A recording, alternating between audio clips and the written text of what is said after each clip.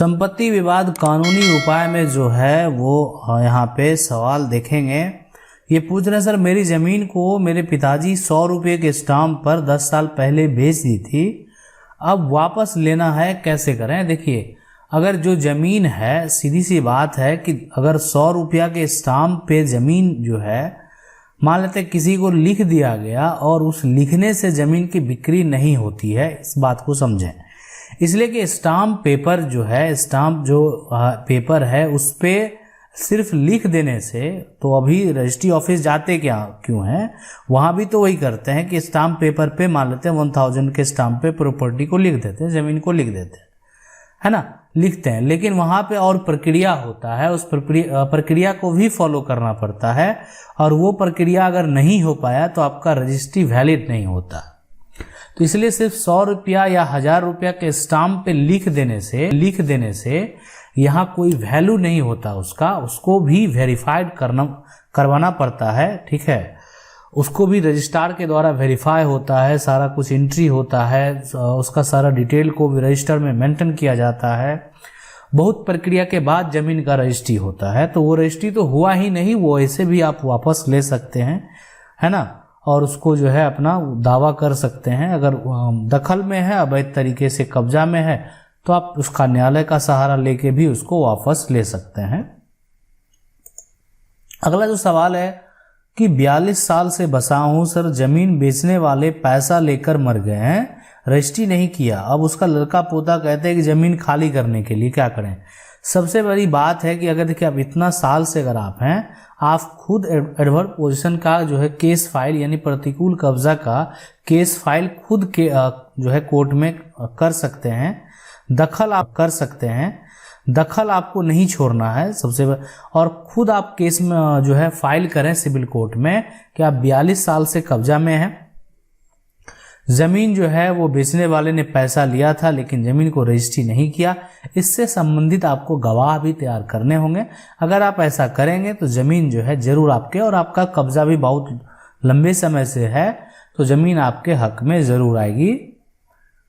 चलिए अगला सवाल देख लेते हैं। अगला सवाल है, सर बताइए, हमारे खतियान पुश्तैनी जमीन उस घर जो है यानी उस पर घर था, 1960 में सर्वे दूसरे जो है आदमी खतियान में जो है जोड़ दिया, ठीक है, दूसरे आदमी का नाम जोड़ दिया और पूर्वज में नाम दिया हुआ था। वह आदमी जो है यहाँ पे दम पर घर तोड़कर वह जमीन 1900 जो है यानी 1890 यानी 1990 ना 1990 में कब्जा कर लिया सर। उस पर जो है हमारा यानी गुजर यहाँ पे हमारा पति है ना, जो भी है, गुजर गया आदमी नहीं था। हमारा एक लड़का जो है 1 साल भर का था, सब जो है यहाँ पे गरीब था, रुपया खाने पीने का भी नहीं था। अब न्याय मिल पाएगा, गुंडागर्दी करने वाला का लाभ देंगे कि गरीब आदमी का यहाँ पे जात जो है यहाँ पे।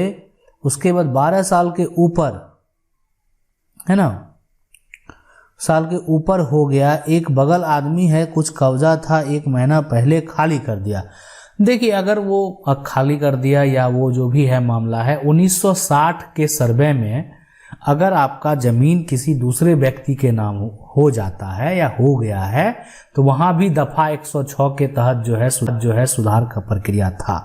लेकिन लेकिन अगर अब ये जो मामला है वो तो अब पुरानी बात है, लेकिन अब ये मामला सिविल कोर्ट को दे दिया गया है कि आप देखिए पुराना खतियान से अगर नया मैच नहीं करता है तो आदेश दीजिए। और ऐसे बहुत सारे जो है खतियान का जमीन का जो है सुधार हुआ है। तो सबसे पहले तो आपको वो करना चाहिए था कि आप जो है सिविल कोर्ट में अपना टाइटल सूट करते उस खतियान को सुधारने के लिए, और आप पुराना खतियान जो है 1908 या 1900 जो भी होगा, उस आपका जिस ईयर का होगा वो आप निकाल लेंगे। और निकालने के बाद वो इसलिए कि वो आपको कोर्ट में सबमिट करना पड़ेगा और आपका खतियान का सुधार हो जाएगा। सुधार जैसे ही हो गया तो ऑलरेडी उसमें जो भी नाम है वो हट जाएगा, और उसके बाद अपना आप दावा कर सकते हैं, और आप अगर कोई कब्जा भी कर लिया तो आप उसको हासिल कर सकते हैं। अगला सवाल है कि सर जी, मेरे पिताजी 3 भाई हैं, मेरा बंटवारा पैतृक जमीन जो है पर मौखिक पर किसी कर रहा हूँ, अभी भी कब्जा है, मेरा हिस्सा मेन रोड पर है, हमारे पीछे चाचा जी का है। अब चाचा जी मेन रोड पर लेना चाह रहे हैं, जबकि जो है यहाँ पे बड़े पापा खत्म हो चुके, बड़ी मम्मी पुराना बंटवारा जो है वो एक तरह से चाह रही है, हम भी पुराना बंटवारा चाह रहे हैं। सर रिप्लाई जो है बस करें। देखिए यहाँ पे अगर कोई एक है कि जैसे चाचा अगर आप लेना चाहे, सबसे बड़ी बात है कि आपका बंटवारा जो है वो मौखिक है। किसी भी तरह का अगर आपके पास लिखित, मौखिक मतलब क्या होता है ना कि मतलब आपके पास कोई भी कागजात नहीं है, वो पंचायतनामा क्यों ना हो, अगर पंचायतनामा भी 20 साल पहले का है और अभी वर्तमान में जो आपका दखल पोजीशन है वो वैसा ही है जैसा पंचनामा में है, तो वो भी कहीं ना कहीं न्यायालय में मान्य होता है ना।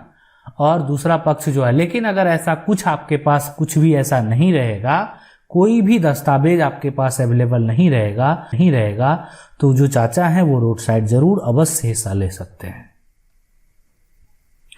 अगला जो सवाल है कि मेरी एक जो है यहाँ पे दलान है, मेरे जो खरीदार में उसे 1985 में खाली कर दिया है ना, लिख कर भी दिया है ना, और जो है लेकिन जो है रजिस्टर नहीं है, उसकी डेट हो गई है और 5 है ना बरिस है, 2 बरिस तो एग्री है ना, यहाँ पे का पता मालूम नहीं है ना, बड़ी जो भी है क्या करें। देखिए यहाँ पे जो भी है, अगर आपको लिख कर नहीं दिया ना तो आप ठीक है दखल में उसको रखिए है ना, जो भी है खरीदार 1900 मान लेते हैं बहुत पहले का ही है, अगर कोई लिखित लेकिन तौर पे नहीं है तो कहीं ना कहीं उसको अगर जो है सही तो करार दिया नहीं जाएगा। दखल के आधार पे आप जो करना चाहें कर सकते हैं, लेकिन कागजात तो आपके पास कोई भी पुख्ता है नहीं जो कि उस पे कुछ करेंगे। तो अगर आपका लिखित तौर पे कुछ भी नहीं है तो आगे चल के अगर मामला दूसरा पक्ष जो है जो उसका मालिकाना हक रखता हुआ अगर वो लेना चाहे तो वो उसको हासिल कर सकता है।